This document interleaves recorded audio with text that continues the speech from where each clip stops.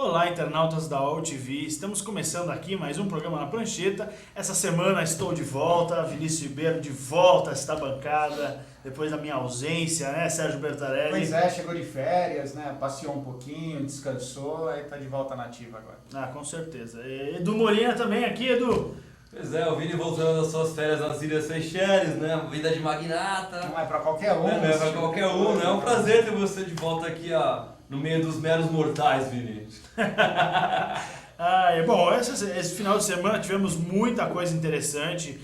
Tivemos também, durante a semana passada, aí, o final do Rio Open, né? Isso, a gente... Tivemos rugby também. A gente tem o Rio Open, não, o Brasil Open. Ah, o Brasil Open. Foi esse final de semana, a gente teve rugby, a gente teve basquete, que foi a Liga das Américas, não teve nada da NBB, vai voltar agora, né, essa semana. E eu acho que teve Superliga, a gente teve 4 clássicos no final de semana, que a gente pode até comentar um pouquinho, internacionais, tá, não no Brasil. Certeza. Tem os estaduais, que não interfere muito, mas agora tem Libertadores essa semana, Exatamente. Então a gente vai falar um pouquinho também. Decisões importantes nessa semana. E duas coisas importantes também no final de semana, né? O showzaço dos Rolling Stones no sábado e o Leonardo DiCaprio que finalmente ganhou um Oscar. Ele tá falando do show dos Rolling Stones porque ele foi, ficou postando Óbvio. fotinha. E eu que sou magnata. É óbvio, E eu né, que sou cara? magnata. O cara vai no show dos Rolling Não, Stones. pegou pista e pista VIP. Olha, todas as minhas imagens lá no Instagram são todas da pista VIP, né? Eu tinha que falar uma coisa dessa. Você levou a porque... neném também? Ou Não levei. Ficou com a sogra. Ficou com a minha sogra, mas eu fui com a minha esposa. É porque ele postou uma foto dele, da Pri, da esposa e com a neném, né? Os três com a camiseta dos Rolling Stones. Por isso que eu achei que você ia levar. Mas a Isa bota uns Stones, ela começa a chacoalhar inteira ali, ensinando ela no caminho do rock desde pequena. Show de bola, é isso que é muito bom. Bom, como é de praxe aqui, a gente, quando tem alguma novidade do surf, a gente passa, né? O surf que começa agora, a temporada do WCT começa agora na outra semana, né? Dia 11 e 12 de março, ali começa a primeira etapa do WCT, que vai ser na Austrália. E a gente tem agora, no próximo domingo, uma coisa que já aconteceu, porém que vai passar no Esporte Espetacular, nas ondas de Noronha. E esse ano um pouco diferente, porque a gente vai ter os 10 brasileiros que disputam o WCT, o Adriano Souza, que infelizmente se machucou nas gravações, né? Acabou se machucando. E também vamos ter 3 mulheres, né? Vamos ter uma brasileira e 2 havaianas. Eles não divulgaram ainda quem será essa brasileira, que provavelmente deve ser a Silvana Lima. Mas eles não divulgaram ainda quem vai ser essa brasileira. Mas por que eles vão adicionar... O feminino? Eu não sei, mas eu acho interessante. Será que Então são 2 havaianas e mais a brasileira, que eu creio que seja a Silvana Lima. Eu tenho aqui os locais. Quer que fale do WCT? O WCT esse ano? O Gold Coast na Austrália, que é depois tem o Bells Beach também na Austrália e o Margaret River, que são as 3 principais Isso, a trilogia australiana. Aí a gente tem no Rio de Janeiro, isso em maio. Só falando, Gold Coast em março, o Bells Beach também em março, só que termina em abril. Aí em abril tem também a Margaret Rivers. Em maio é o Rio de Janeiro. Aí você tem aquele hiato, né, de um mês. E aí volta os Jeffreys Bay na África do Sul, lembrando, quem não lembra de Jeffreys Bay, foi onde o Mick Fanning foi atacado pelo tubarão. Até que colocou aqui que não existe campeão. Eles estão usando uma tecnologia nova de sonar para tentar para fazer com que os tubarões não avancem até determinado ponto, né? Entendi. Então esse ano provavelmente não teremos problemas. Tomara que não, né? E aí a gente vai ter no Tahiti o Teahupu, Tiopo, que é os brasileiros adoram essa praia. Uma das maiores e mais perigosas, na verdade, um dos maiores e mais perigosos tubos do planeta. É por causa do nível do chão, né? Isso, coral, é barreira de coral. Então ele realmente ali é um tombo perigosíssimo. É complicado. Não, e aí o cara cai naquela bola que não tem muito o que fazer, né? Se o cara toma um tombo ali, não é só o coral, mas também o que ele fica dentro daquela onda é uma pancada violenta, né? Então é realmente uma onda Vai ser de 19 a 30 de agosto. Aí a gente tem o único evento americano, que é na Califórnia, que é o Trestles, de 7 a 18 de setembro. Aí a gente tem na França e em Portugal, né? Consequentemente, o Rossegor. Na França em Rossegor, e na França é Cascais e Peniche. Aqui só Peniche. Por enquanto, eles têm as duas opções dependendo. É aquela segunda praia que você isso. comentou da outra vez, entendi. E o último, Havaí, que é o Pipeline. Isso aí tem 3 eventos seguidos, que tem também o WQS. São 2 WQS e um WCT. E um WCT. Então são 11 eventos esse ano. Realmente. E pro ano que vem eles já estão estudando aumentar uma etapa. Seria Eles estão interessante. estudando aumentar uma etapa e essa etapa seria no Japão.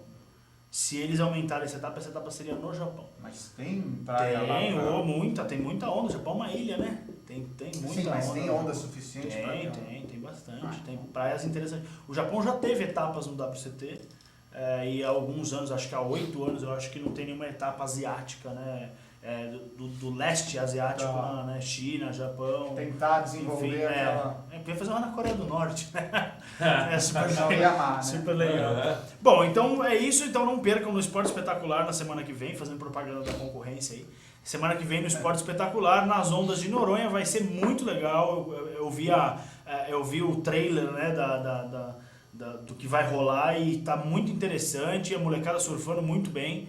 Então vale a pena quem puder acompanhar aí na semana que vem nas ondas de Noronha. Só um detalhe que a gente esqueceu de falar. O pessoal que quiser entrar em contato com a gente, entra pelo Twitter, a gente tem o isso. hashtag TV da Internet ou hashtag na prancheta. Isso, Vocês podem mandar para o nosso endereço @blognaprancheta.com e tem o celular que eu não decoro de jeito nenhum. Não, @blog na prancheta, só @blog na prancheta, não é .com. É verdade, @blog na E prancheta. temos o WhatsApp também, que está na tela aí, 992446655. Que quiser mandar pergunta, cornetar a gente, quiser pedir alguma informação ou então passar alguma informação interessante e relevante pra Falando gente. mal, a primeira coisa que vai acontecer, você vai ser deletado e bloqueado da conta, sinta-se à vontade. Bom, vamos lá, agora vamos de rugby, é isso? Vamos de rugby, vamos falar um pouquinho de rugby. A gente teve muita coisa acontecer esse final de semana. A gente teve Super Six, ou Six Nations, né? A gente teve o Torneio das Américas, a gente teve o Super Rugby, que é um novo torneio, como se fosse do Hemisfério Sul, de clubes. Então aumentou, o que eram 8 clubes, agora são 16. A gente tem o clube do Japão, o clube da Argentina, clubes da África do Sul, Nova Zelândia e Austrália. Eu não vou falar tudo aqui porque é muita coisa. Mas a boa notícia é que... A boa e a má notícia. A boa notícia é que o time sul-americano acabou vencendo e a má notícia é que esse clube é argentino. Então, mas... Eu diria que são duas boas notícias. Não, né? não. Você não conta. Vamos fazer um adendo aí, são duas boas notícias. Vamos começar pelo Six Nations, que foi o que passou mais pela ESPN. A Inglaterra continua invicta. Então a Inglaterra está em primeiro, o País de Gales em segundo. O País de Gales fez um jogo duríssimo com a França na sexta-feira, foi um jogaço. A França é uma equipe muito nova, porque como na Copa do Mundo, a gente até comentou na época, a França não tinha garra, estava sem aquele ímpeto, né, do que era a França antigamente, porque a França era uma das melhores nações de rugby, isso não há dúvida. E aí mudou todo mundo, na França praticamente, gente nova, idade muito nova, e foi legal ver a França mostrando garra, tentou, batalhou, conseguiu o try no último minuto, não dava mais, estava 19-6, mas o jogo acabou bem legal, foi bem legal, o jogo acabou... Foi justa a vitória do País de Gales, mas você vê futuro na seleção da França. Que passa, isso é interessante, que é um processo, né, que de renovação. Exatamente. Então você tem uma seleção, né, que estava numa decadência muito grande, né, da França, e agora dá um ânimo de novo, né? Os caras são caras novos aí, todo esse processo de reformulação é uma boa perspectiva a médio e longo prazo dessa seleção francesa. Essa é a ideia. Só que o interessante é que quando foi a seleção francesa que jogou a Copa do Mundo, era uma seleção nova. A média era 26 anos. Só que parece que o pessoal não tinha aquela garra. E aí eles diminuíram 2 anos a idade. Tem alguns ex-jogadores que participaram da Copa do Mundo, mas eles acabaram mudando muita gente. Diminuiu a idade, mas parece que a garra aumentou. E você via isso dentro de campo. Tanto é que a defesa da seleção da França, ela segurou os País de Gales durante muito tempo. E eles só conseguiam fazer o penal, que é o chute. Então eles não conseguiam avançar para o try. Isso foi bem interessante. E explica uma coisa, como que rola esse Six Nations, qual é o calendário dele e como é que funciona a classificação, campeão? São seis equipes só da Europa. Então a gente tem Inglaterra, País de Gales, França, Escócia, Irlanda e a Itália. Essas são as 6 maiores seleções. Existe um processo de adicionar a Romênia, de adicionar um outro time. Esse então é o Six Nations europeu. Europeu. Porque tem o Six Nations mundial, né? Não, tem o Six Nations e tem o Four Nations. são os que agora Eu lembro que a Austrália e tá. Nova Zelândia disputavam um torneio Six Nations. Não, elas disputavam um torneio que era só os três. A África do Sul, Austrália e Nova Zelândia. Porque são por hemisférios. Porque como o rugby é um jogo muito, não digo caro, mas se você for fazer hemisfério norte e sul, fica muito caro para você viajar. Entendi. Então eles fizeram, aí acabaram adicionando a Argentina, já está indo acho que pro seu segundo ano, terceiro ano, algo assim. E tá legal. Tá? Então funciona, vitória são 2 pontos, empate é 1. E a Inglaterra jogou 3 vezes, tem 6 pontos. O País de Gales jogou 3 vezes, tem 5 pontos. E a França, que é a terceira, por incrível que pareça, tem 4 pontos. A gente estava, quando você estava falando mais da Copa do Mundo lá da França, o ano passado, eu lembro que 3 equipes estavam velhas. Então esse seria o último, Inglaterra, Itália e Japão. A Inglaterra foi pra final, não foi? Não, Inglaterra não passou nem da primeira classificou. fase. Nem se A Inglaterra foi na Inglaterra. Isso, Mundial foi agora na eu lembrei. Inglaterra. Isso Tanto é que a mesmo. Irlanda a Escócia era... Escócia ou Irlanda, eu não lembro. Que brigou até o final, quase seria a única equipe a ir para semifinais, só que acabou perdendo e acabou sendo os 4 países do hemisfério sul. Exatamente. Ah, que é verdade, veio foi a até- Argentina, Isso. Austrália, Argentina, Nova Austrália, Zelândia. e África do Sul. E África do Sul. E ficou aquele blá blá blá, e a Argentina fez um jogo duríssimo com a Austrália, duríssimo, acabou sendo Nova Zelândia e Austrália na final. E eu tava torcendo pra Argentina, seria muito legal você ver a escola argentina finalmente colocando seu pé numa final. Eu ouvi isso mesmo, Edu Molina? Eu vi o... Não, tá mas- gravado Tá gravado já. registrado. Sérgio Bertarelli torcendo para a Argentina. Talvez por isso que a Argentina perdeu. Vou pro Twitter postar isso aí. Vou pro Twitter. Então, mas seguindo aí o jogo, vai perder todos a Argentina nessas 4 nações aí. Então é isso, acho que no Six Nations a gente vê futuro na Inglaterra e na França, porque são 2 equipes completamente renovadas. E é tipo pontos corridos? Jogos ida e volta. Então, mas aí não tem final, não tem... Não tem final. Pontos corridos Pontos mesmo. corridos. Tá. Aí você tem os jogos que são clássicos, Inglaterra e País de Gales, que existe uma rivalidade maior, e por aí vai. Eles fazem esses torneios paralelos também. E na Copa das Américas aí? Copa das Américas, a gente teve uma surpresa, o Brasil acabou vencendo os Estados Unidos. No finalzinho, num penal, o Moisés acabou convertendo, acabou 24-23. O Brasil, que é o número 42, 43 do ranking, tá bem lá embaixo, acabou vencendo um top 20, que Estados Unidos é o número 15, número 14, eu não tenho Isso certeza. é do mundo. Do mundo. Uma das melhores seleções do mundo. E uma diferença, os Estados Unidos não tem um torneio interno de rugby. O Brasil tem os seus Então estaduais. assim, o que torneios esses caras disputam para ser ranqueados mundialmente? Jogos internacionais. Tipo amistosos. Você tem o das Américas, você tem o torneio deles, a América do Norte tem o torneio deles, a América do Sul tem o deles também, que inclusive a Argentina, que é a primeira do grupo, ela sequer está jogando com a seleção principal. Ela está jogando com a seleção B, e ela é a primeira. Pra você ter ideia, ela tem 17 pontos. São 4 jogos, 3 vitórias e um empate.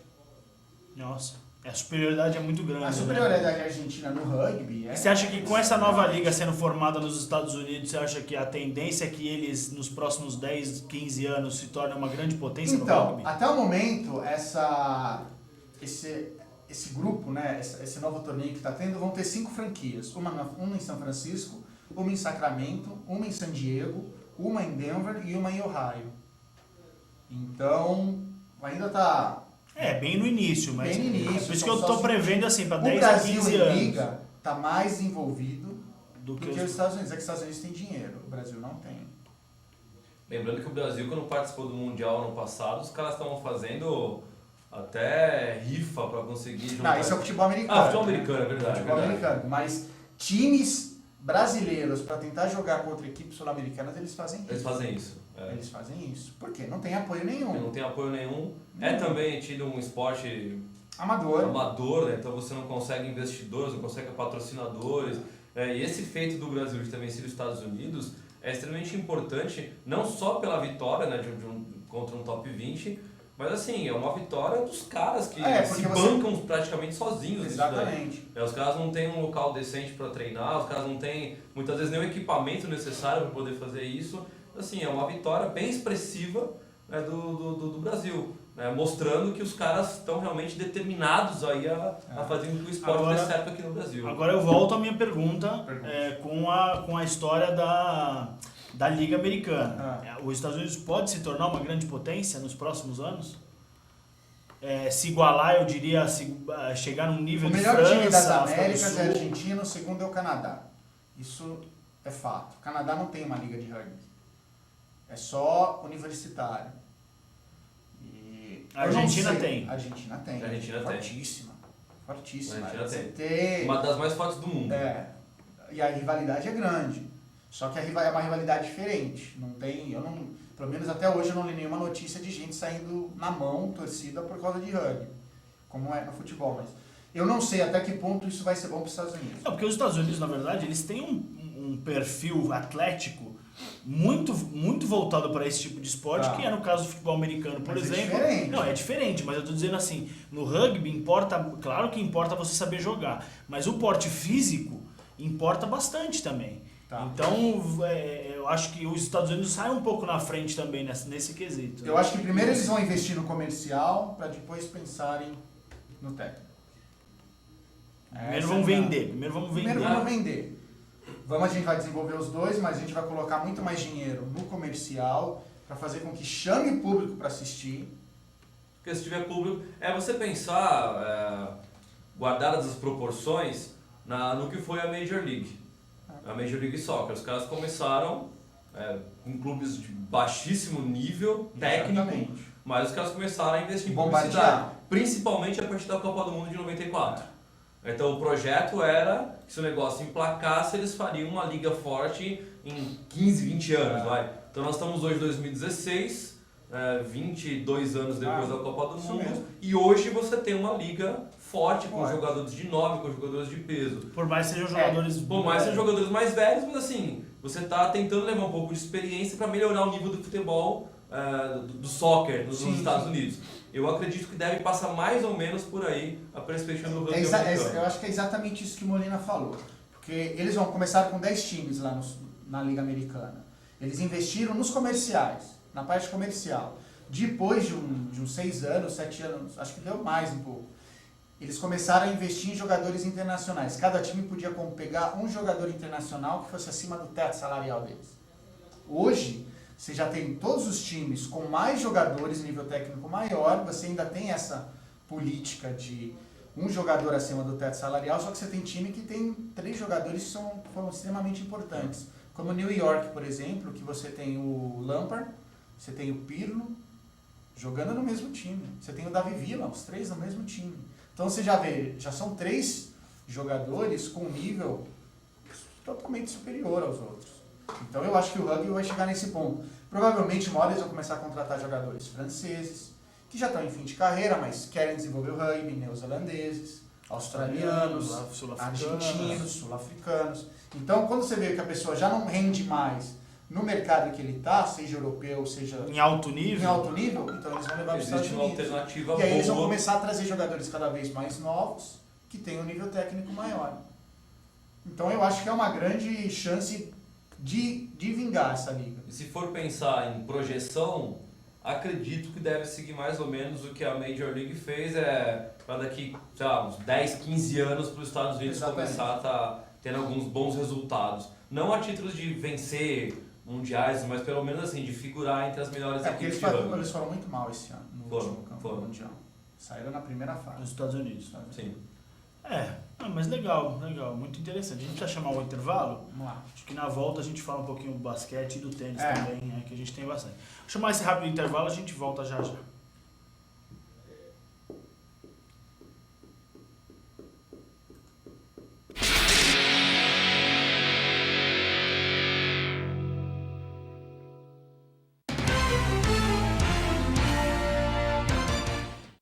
Oi, eu sou Letícia Spiller e quero convidar vocês a fortalecer o movimento que quer criar uma lei para acabar com o desmatamento no Brasil. Nossas florestas não podem mais ser destruídas. São elas que garantem a nossa qualidade de vida. Eu quero floresta em pé, água fresca, clima ameno e desmatamento zero. E você? Participe! assine a petição.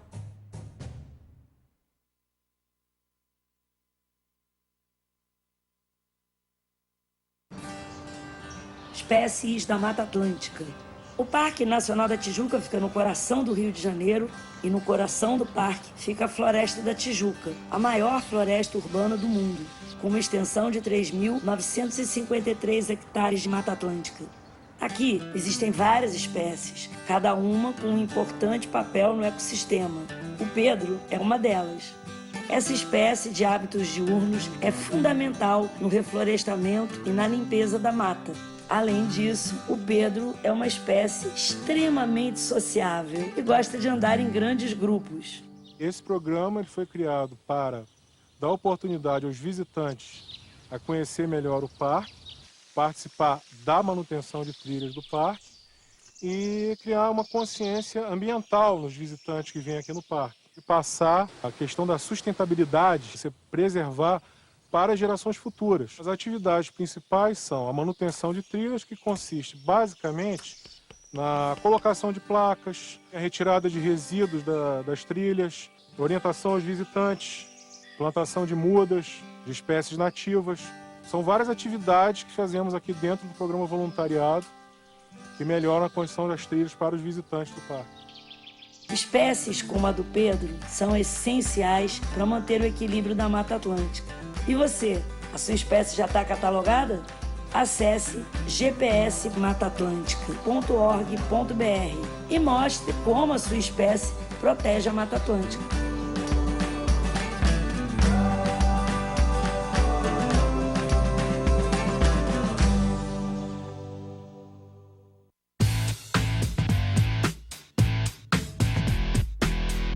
Olá, eu sou César Freitas e convido você para assistir o HQ e Companhia, o programa que traz o mundo da cultura pop para você. Cinema, história em quadrinhos, animação, seriado, tudo isso para você aqui toda sexta-feira às 5 da tarde, na sua TV da internet. Olá, eu estou aqui para tocar sua consciência. Nossa saúde ganhou o movimento Mama Amiga pela Vida, uma ação social e voluntária que trabalha pela prevenção do câncer de mama. Esse trabalho leva informação às mulheres, apoio e um toque de carinho, com campanhas como a Rede de Pontos de Prevenção e o modelo Mama Amiga, que ensina a identificar possíveis alterações nas mamas. Para saber mais, acesse e participe desse grande movimento pela vida da mulher.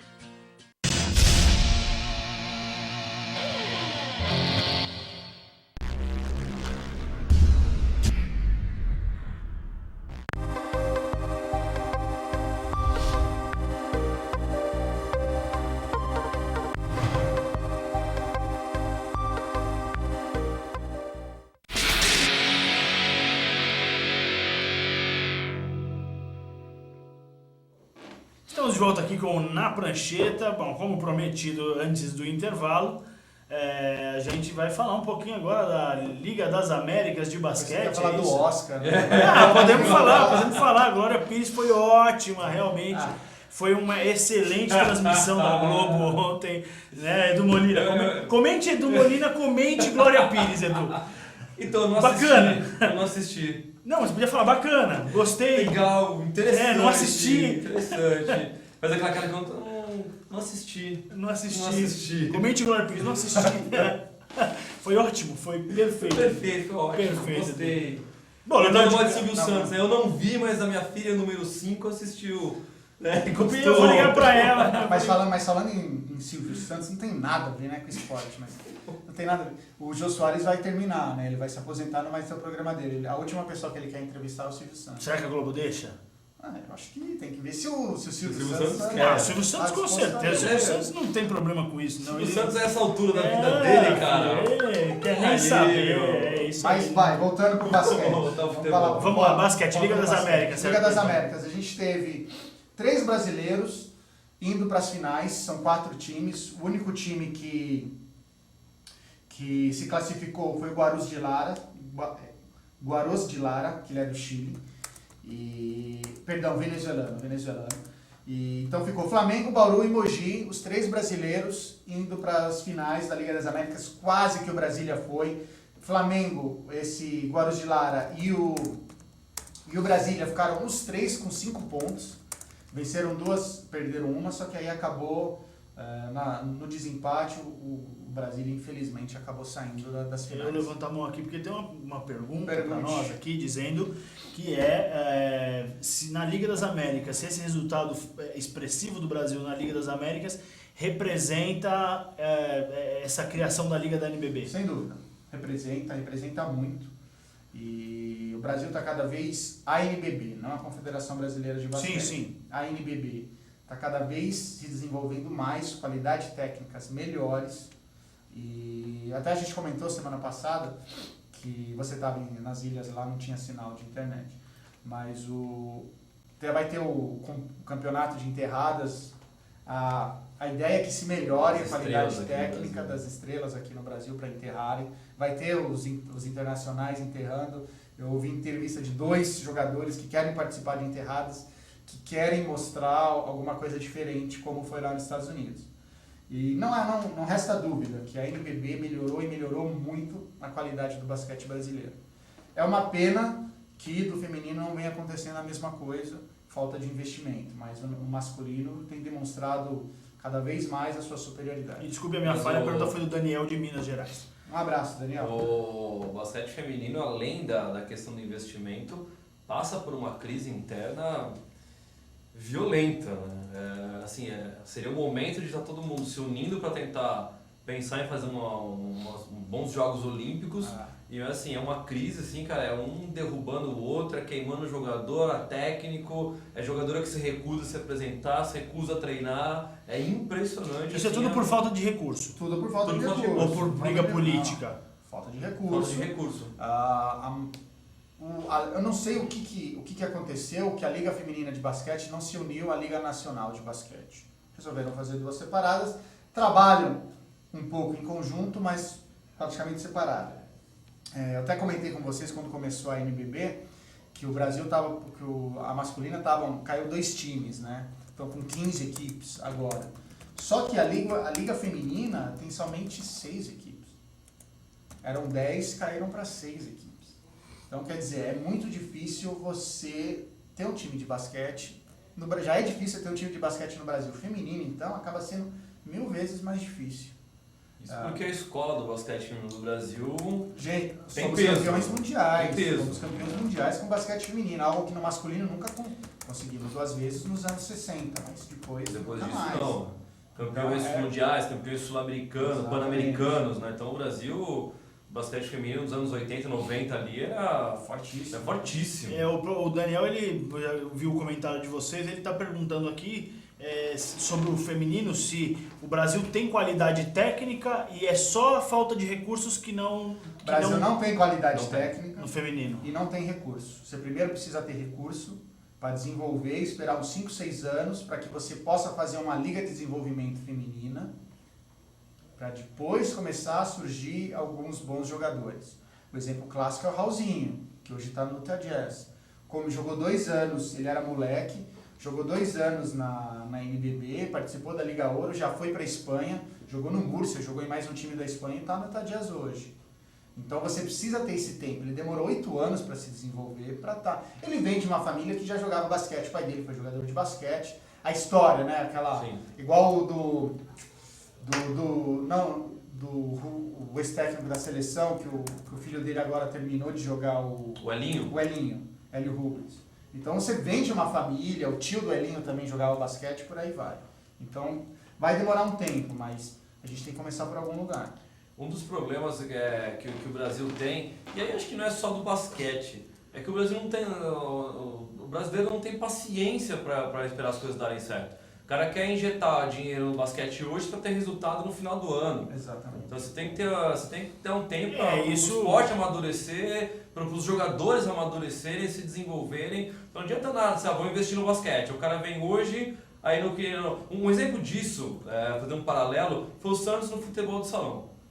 Isso porque o Santos ganhou tudo que jogou. E no futebol feminino durante também. Um ano, o Santos ganhou tudo no futebol feminino, no futebol de salão. Chegou no final do ano, os caras resolveram, vamos parar de investir. Isso porque ganhou tudo. Agora imagina quem não tem resultado, quem não ganha. Então você tem o basquete feminino, né, passa por essa crise e, cara, Infelizmente, a minha tendência alegria é com piorar. relação ao basquete feminino é que a gente tem 3 times no Nordeste.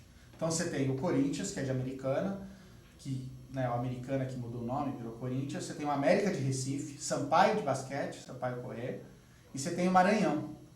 Então são 3 times do Nordeste, e aí você tem o Santo André, que é um time, né, clássico, um dos mais antigos, e você tem o da Presidente Venceslau. Então, 3 paulistas e 3 do Nordeste. A gente tem uma pergunta aqui da Marcela, na verdade é um comentário com uma pergunta. Ela está dizendo aqui que ela acompanhou o basquete feminino durante bastante tempo, principalmente nos anos 90, né? Ela até ia na quadra. Tinha Monte Preto, aqui tinha no, Maço aqui na Grande São Paulo, aqui no interior de São Paulo também, ela acompanhou bastante o basquete feminino e ela tá perguntando e comentando se não seria o caso, ou se seria o caso de, por exemplo, o Brasil formar na questão política, uma associação que cuidasse de todos os esportes para poder investir nos esportes, por exemplo, os esportes olímpicos, no basquete. Mas já existe isso. E se isso não ajudaria, por exemplo, o basquete feminino. Já existe isso, qual é o nome dela? Marcela. Marcela, já existe, é o COB. Só que a partir do momento que você tem uma pessoa como Arthur Nussmann na presidência há quase 20 anos, em 92 ele saiu da presidência do vôlei em 93, aí ele já entrou no COB. Então, quase mais de 20 anos. Mais de 20 anos. Não tem como você ter um desenvolvimento. A Liga de Basquete ela foi criada exatamente para isso, para sair da mão do Greco, que era o presidente da Confederação Brasileira de Basquete. E ela foi impedida de participar de todos os jogadores que jogassem esse torneio da Liga não iam participar da seleção brasileira. E não participaram. Só que a CBB percebeu que eles estavam dando um tiro no pé.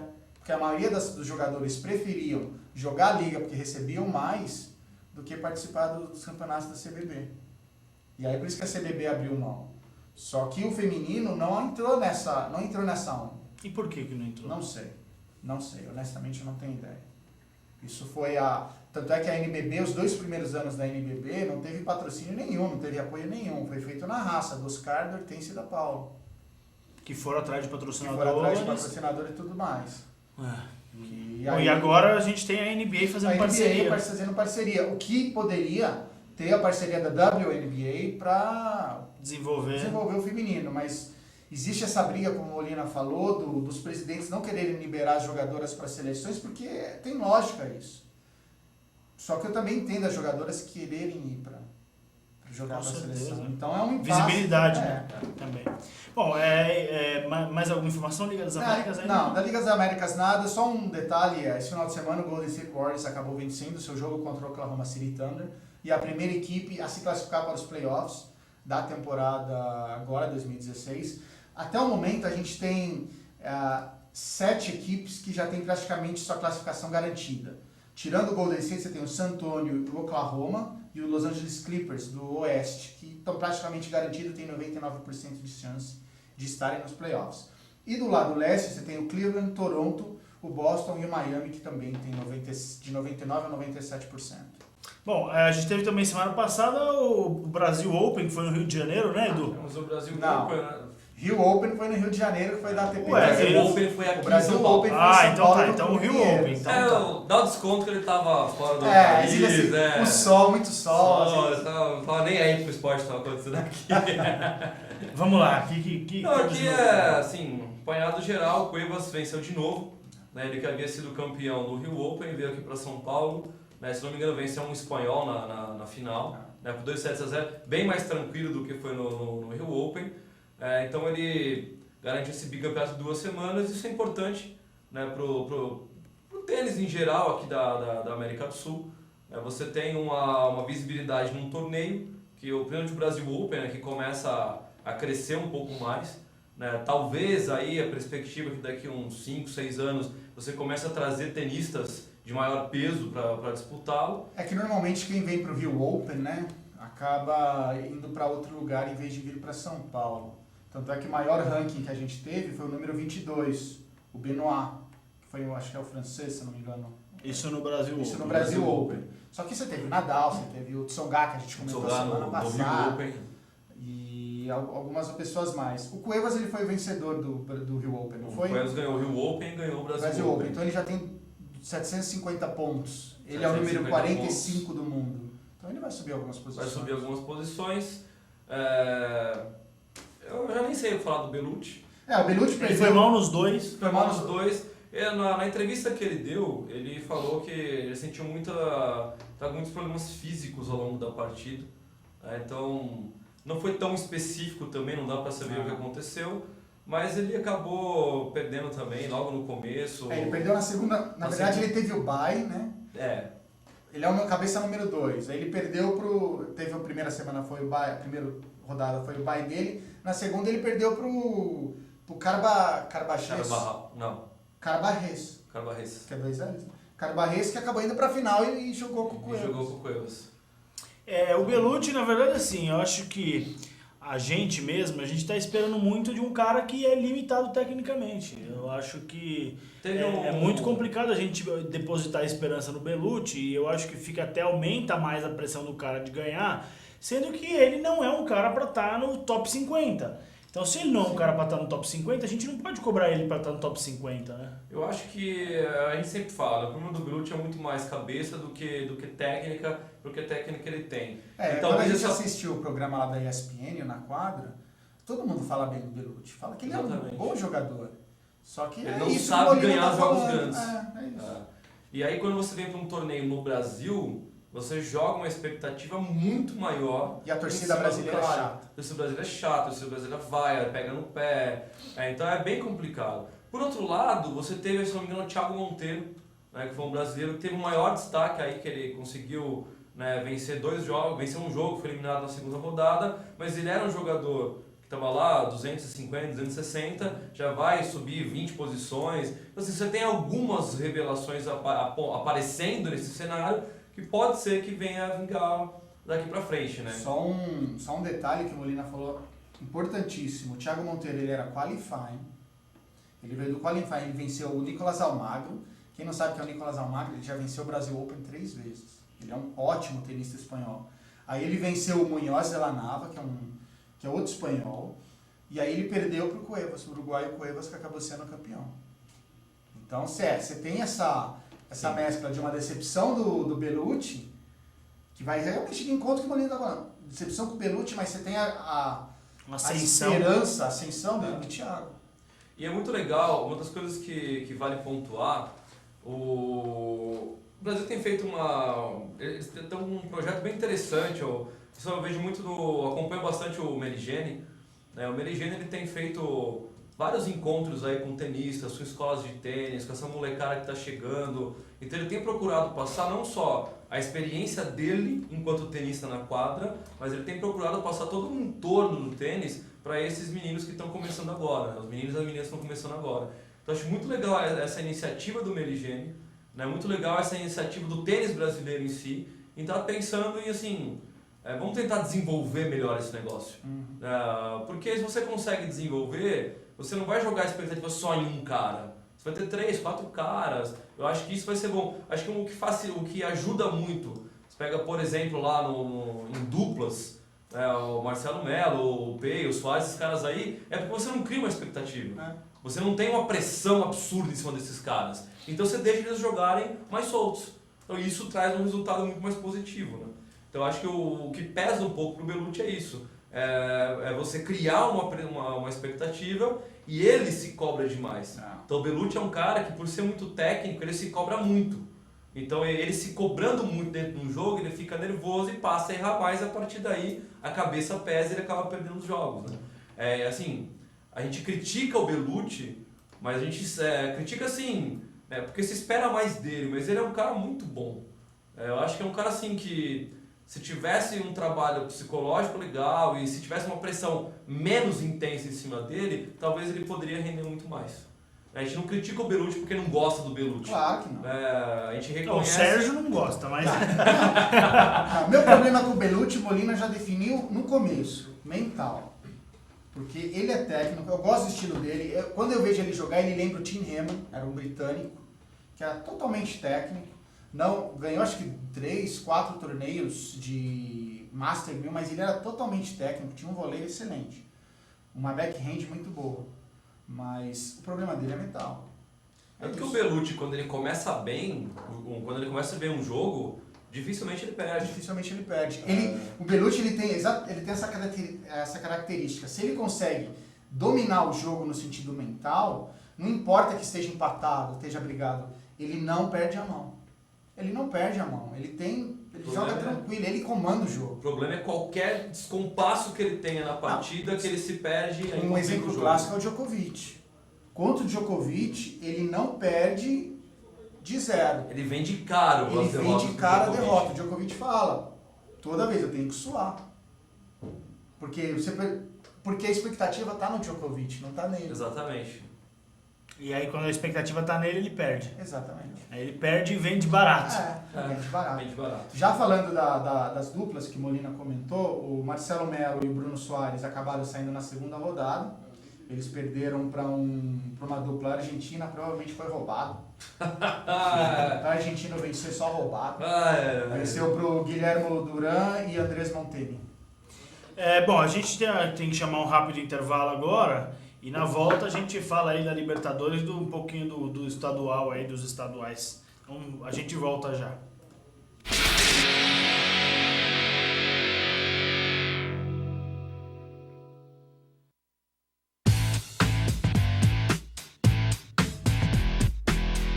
Olá, eu sou César Freitas e convido você para assistir o HQ e Companhia, o programa que traz o mundo da cultura pop para você. Cinema, história em quadrinhos, animação, seriado, tudo isso para você aqui toda sexta-feira às 5 da tarde, na sua TV da internet. Olá, eu estou aqui para tocar sua consciência. Nossa saúde ganhou o movimento Mama Amiga pela Vida, uma ação social e voluntária que trabalha pela prevenção do câncer de mama. Esse trabalho leva informação às mulheres, apoio e um toque de carinho, com campanhas como a Rede de Pontos de Prevenção e o modelo Mama Amiga, que ensina a identificar possíveis alterações nas mamas. Para saber mais, acesse e participe desse grande movimento pela vida da mulher.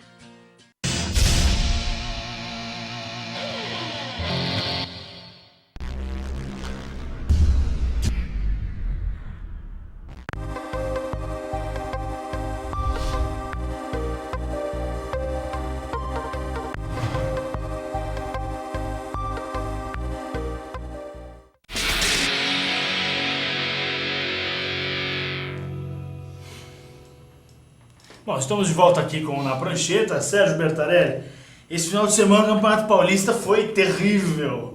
Terrível. Foi ótimo, pra mim foi bom. Os 3 times paulistas grandes perderam, né? O São Paulo, o Santos e o Palmeiras. Mas Santos não é time grande. Nem o Palmeiras, né? É Palmeiras. Nem o São Paulo. Nem São Paulo. Nem o Corinthians. Só Corinthians. Só Corinthians. Não, o Corinthians é grande, realmente. Só o Corinthians é grande. Os outros 3 são gigantes. Se percebe, a Ferroviária, a Ponte Preta... Não, a Ponte Preta São Paulo perdeu da Ponte lá 1-0. Deixa eu fazer uma pergunta, já começando a falar do São Paulo, até em homenagem ao James, né, que é uma pessoa que adora ouvir quando o São Paulo perde. Que camiseta é aquela da Ponte Preta, amarela e azul? Então, é uma homenagem à bandeira de Campinas, uma homenagem às cores de Campinas. Porque eu não entendi. É a terceiro uniforme. Louco, eu falei, amarelo. Também eu achei meio estranho quando eu vi os melhores lances, porque eu não assisti o jogo, mas quando eu vi os melhores lances lá, eu ainda fiquei olhando. Sentimento Glória Pires. Então, mas a diferença, eu não assisti o jogo, mas vi as resenhas, os melhores momentos e a avaliação dos jogadores. Tá bom, menino. Então, você fez a lição de casa, pelo menos. Não dava pra assistir, né? Não dá, São Paulo e Ponte Preta. Sinceramente, cara, estadual não dá pra assistir. É muito ruim, muito ruim. E sobre terceiros uniformes, cara, eu sou meio chato, assim, o que isso tem a ver com a Ponte Preta? Não, mas eu concordo, acho que o terceiro uniforme tem que ser algo totalmente diferente. Eu também acho. O terceiro uniforme tem que ser. Porque normalmente você joga o 1, o 2... E a Ponte Preta é o único time de Campinas hoje em dia, porque o Guarani foi pro saco. Então, quer dizer, a Ponte Preta homenageando a cidade campineira, sócia de Pelotas. Representando Campinas, né? Representando Campinas. E eu acho que assim, o São Paulo acabou perdendo, jogou mal mesmo. A Ponte Preta também não mereceu a vitória, porque também jogou mal demais, foi um jogo horroroso. Foi um jogo muito ruim, cara. Foi um jogo Galo, horroroso, né, burocrático. Galo, Foi um jogo burocrático dos dois lados. Eu acho que realmente o São Paulo mereceu a derrota, porque deveria ter atacado mais, deveria ter, apesar que o Ganso meteu bola na trave, o Caleri teve 2 chances, o Lugano também 2 cabeçadas e tal. O São Paulo teve mais volume de jogo, mais posse de bola, mas não traduziu isso em gol, então eu acho que realmente mereceu a derrota. O Santos jogou muito melhor que o Red Bull, dominou o jogo e acabou perdendo de 2-0 do Red Bull, né? Foi impressionante. Exatamente, foram Vanderlei 2 bolas. Enlouquecido do jogo, Foram... o goleiro do Santos. Cara, não dá. O Santos não conseguiu converter em gol a superioridade e tomou 2 gols. E o Red Bull teve 2 chances o jogo inteiro. Foram 2 chances, 2 gols. Foi 3 chances. Foram 3 chances que uma chance ainda o cara desperdiçou da ponta do Red Bull. E o Palmeiras, que jogou muito mal contra a Ferroviária. Aliás, a Ferroviária jogou muito bem contra o Palmeiras também, porque não dá pra desmerecer. O time da Ferroviária já fez um excelente jogo contra o Corinthians semana passada. Foi muito bem. E agora de novo contra o Palmeiras. Contra o Palmeiras fez um jogo muito bom. Não, era pro Corinthians ter perdido. Era foi perdido na contra o Ferroviária. E que estádio bonito da Ferroviária, né? Ferroviária. E é legal, porque a Ferroviária é um time relativamente tradicional aqui em São Paulo. Perdeu muito tempo, ficou fora. Ficou fora muito tempo. E voltou com tudo, bem, né? Voltou com tudo, fez uma grande Fica partida contra o Palmeiras. feliz de ver a Ferroviária nesse nível, né? Mereceu a vitória, eu assisti boa parte do jogo. Contestável. Não que nem Glória Pires, eu assisti boa parte do jogo. E aí, engraçado, começou a chuva, eu moro do lado ali da Allianz Parque, né? Eu moro ali do lado mesmo, né? E aí começou a chuva, e uma baita de uma chuva ali. E falou do Allianz Parque, Vazio. Cara, nos últimos 10 jogos no Allianz Parque, o Palmeiras perdeu 5. Não, e o estádio vazio. Estádio vazio. Então a gente estava até comentando muito isso, que acho que assim, o grande time que deveria estar nadando de braçada no Campeonato Paulista era o Palmeiras. E o Palmeiras é o pior dos 4, né? Todo mundo mete o pau no São Paulo, isso lá, o São Paulo não está conseguindo resultado, mas o Palmeiras está com 7 jogos e 9 pontos. O Santos, mesmo com a derrota, segue líder do Grupo A. É o Grupo A, né, que o Santos está. É o Grupo A. Segue líder do Grupo A. O Palmeiras tá embolado ali, não se sabe o que vai acontecer. Assim, é muito cedo para falar, mas o Palmeiras, olhando hoje, corre risco de não se classificar. Exatamente. Então você não dá, assim, acho que... O São Paulo, mesmo com a derrota, tem um jogo a menos e com esse jogo a menos pode empatar com a Ferroviária. Ferroviária que para mim é o melhor time do campeonato até o momento, é o time da Ferroviária. Né? Já que o Corinthians é o que tem mais pontos, mas 3 vezes conquistou o ponto aos 45 do segundo tempo. Claro, tem sorte e tudo, tem competência e tal, mas é aquele negócio, né? O melhor time do campeonato até o momento é a Ferroviária, tá fazendo grandes partidas, não tá perdendo ponto bobo, né? Acabou perdendo os pontos pro Corinthians, mas merecendo a vitória. Vendeu caro. A gente comentou na semana passada, né? O Água Santa também, né? Vai fazer um bom campeonato. Primeira vez da história que o Água Santa disputa a primeira divisão. Tá fazendo um bom campeonato. Tá fazendo um bom campeonato. Acho que no final das contas o Campeonato Paulista em si vai sendo legal para você poder ver esses times de menor expressão, os times do interior, da própria capital aqui de menor expressão, você consegue vê-las fazendo um bom campeonato. Eu acho isso legal. E tô vendo que esse Rafinha, atacante da Ferroviária, vai pra algum grande no final do Campeonato Paulista. E na verdade, assim, o que é interessante pro próprio clube, né? Porque você pega um Rafinha, você não vai vender ele barato. Você consegue gerar uma renda que dá para manter ou melhorar o investimento desse clube para a próxima temporada. Exatamente. Porque infelizmente o time pequeno é assim. Ele vai jogar o Paulista, ele vai jogar um torneiozinho aí. O União São João de Araras, quantos anos o União São João não sobreviveu com venda de jogador? O próprio Guarani, né? Também quantos anos... Sim, o Guarani nos anos 80 era o clube que mais revelava jogadores aqui de São Paulo. E aí foi finalista do Campeonato Brasileiro contra o São Paulo, né? Aquele 86. Então, realmente, pelo menos os times do interior estão mostrando alguma coisa legal. Os times grandes você pode definir, sei lá, né? O Palmeiras muito ruim, o São Paulo ruim, o Santos uma incógnita que não sabe o que vai dar, e o Corinthians regular. Com sorte, regular com sorte. Regular com sorte. Então, acho que assim, é muito começo de temporada, difícil. O Corinthians perdeu vários jogadores importantes. Né? O São Paulo tá vindo com um time requentado do ano passado com algumas peças novas e também um técnico novo, está se montando. Acho que realmente quem tinha obrigação nesse momento era o Palmeiras. O Santos também perdeu alguns jogadores e não tem um grande elenco. né? Tem um time bom, mas não tem um grande elenco. Então eu acho que... O Santos tem uma política, né, de que o presidente já falou algumas vezes que ele quer até o final desse ano montar uma estrutura em que cerca de 70% dos jogadores do Santos sejam da base. Então o Santos, é bom isso. Eu acho legal. Um pouco perigoso, mas é legal, né? É o contraponto. É isso. Talvez você vai passar 1 ou 2 anos numa entre-safra sem ganhar nada, você monta um time legal para depois de 2, 3 anos ganhar alguma coisa, brigar para algum E consegue manter as contas em dia. E aí, claro, quando você precisar contratar... Ricardo foi pra China ou não? Ainda não. Não, já fechou. Até sexta-feira. Fechou o mercado sexta-feira. E eu acho que, assim, você fazendo um trabalho desse, se 70% do elenco for da base, esses outros 30% você pode investir mais alto. Você pode investir mais alto. Porque você tem caixa pra isso. Né? Exatamente. Bom, essa semana teremos Libertadores, né? Jogos importantíssimos na Libertadores essa semana. Principalmente, por exemplo, o São Paulo, que pega o River Plate fora de casa. Tá aí na tela, né? São Paulo pega o River Plate fora de casa. Esse jogo é decisivo pro São Paulo. Eu acho que assim, menos decisivo porque, mesmo o São Paulo, a derrota já era esperada. O problema foi a derrota pro Strongest em jogo. Porque, o The Strongest vai ganhar do Trujillianos. Contra o Trujillianos. Então, se o seu River ganha e o The Strongest ganha, só abrem 6 pontos. Fica 6-6-0-0. Fica 6-6-0-0. Aí começa. Só que aí eles se enfrentam 2 partidas, o São Paulo pega o Trujillianos, 2 partidas que teoricamente faria 6 pontos aqui. Você teria o São Paulo em 4 jogos para ganhar os 4. Ou pelo menos ganhar 3 e empatar 1 para ver se Mas amigo, você tem que pensar o seguinte, os 3 jogos em casa são obrigação. Vencer. Então você já teria 9 pontos e tentar pegar empate fora. A partir do momento que você perdeu em casa pro Strongest, não garante que você vai ter 6 pontos. Claro. Exatamente. Então, se o São Paulo perder pro River, o que é normal, mas o Strongest venceu o Trujillianos... Ficou muito difícil. Ficou muito difícil. O que é normal, dada a circunstância. Porque o time do River também não é nenhum espetáculo de time. Mas lá, né? O jogo é lá, isso é que influencia bastante. Aí teremos Palmeiras e o Palmeiras jogando em casa contra o Rosário Central, na quinta-feira, né? Um jogo importante Palmeiras. O grupo inteiro empatou, então o Palmeiras precisa dessa vitória. E é um o Rosário Central difícil muito difícil. Palmeiras. E ainda mais o Palmeiras perdendo vários jogos em casa, né? Jogando mal. Jogando mal. Aí a gente tem o Atlético Mineiro, que não joga essa semana. Porque jogou a semana passada. O Atlético Mineiro já tem 2 jogos e 6 pontos, né? O Grêmio, que joga na quarta-feira também contra a LDU. É um jogo difícil pro Grêmio. O Grêmio perdeu a primeira partida fora.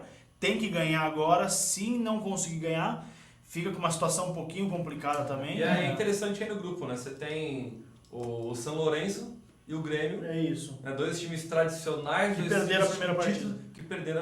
E a gente tem aí no grupo 8, o último grupo, o Corinthians, que enfrenta o Santa Fé em casa. O Corinthians está com uma situação relativamente tranquila. Se conseguir uma vitória, encaminha muito bem a classificação, porque o Santa Fé vai ficar com 1 ponto, vai ficar 6 pontos de diferença. E aí o Corinthians vai enfrentar o Cerro 2 vezes, né? Isso. Aí enfrenta lá em casa, lá e aqui. Então, o Corinthians meio que encaminha com uma vitória e empate jogo agora, e com o Cerro ganhando uma e perdendo uma, o Corinthians encaminhou a classificação. Pra mim, ideal é tentar conseguir um empate lá. Mas sim, mesmo que não consiga, se perder lá e ganhar aqui, tá com uma situação mais até porque o grupo é mais fácil. Acho que talvez os brasileiros, o Corinthians e o Atlético ganhou os 2 jogos que fez. Lembrando que agora o Atlético enfrenta o Colo-Colo 2 vezes, né? Enfrenta o Colo-Colo 2 vezes, o primeiro lá e o segundo aqui. E assim, curiosamente, entre aspas, assim, campeão e vice do brasileiro no passado. São os 2 melhores times brasileiros na Libertadores. Com certeza. Não dá pra descartar nada ainda, mas eu só vou abrir um parênteses aqui com relação ao Grêmio, que o Grêmio não jogou mal contra o Toluca. Não jogou. Aqui foi o problema da bola aérea. A bola aérea. Os 2 gols foram de bola aérea. Na verdade, o Grêmio precisa da vitória, porque se uma derrota ou um empate complica muito a vida do Grêmio. E a gente tem um clássico, né? Dia 3/3, que é Boca e Racing. Pela Libertadores. Só fazendo um comentário, né? O Grêmio, que na semana passada foi divulgado o ranking da FIFA, né? De clubes, né? O Grêmio, que é o melhor brasileiro qualificado, né? Eu li a matéria toda e entendi por que o Grêmio foi considerado o melhor. A matéria você encontra na nossa página ali do Na Manchete no Facebook. Entra lá, clica, confira, leia. Como nós já vimos alguns comentários, deixa o seu mimimi, principalmente os colorados. Com certeza. Mas eu acho que é isso. Vamos aguardar e semana que vem a gente já volta com um panorama um pouco mais completo dessa rodada, enfim, né? Aí todos os grupos vão completar 2 jogos. E aí a gente já tem, né, uma noção maior. Ao menos o encaminhamento do que pode vir a acontecer. Bom, a gente está chegando ao final do programa, já mandaram aqui a gente encerrar, quase expulsaram a gente. E aí, o Sérgio Bertarelli. Falou mal do São Paulo, o São Paulo não veio aqui. Sérgio Bertarelli. Um abraço, pessoal, até semana que vem. Edu Molina. Pessoal, valeu, até semana que vem. Um grande abraço e obrigado pela sua audiência, até semana que vem.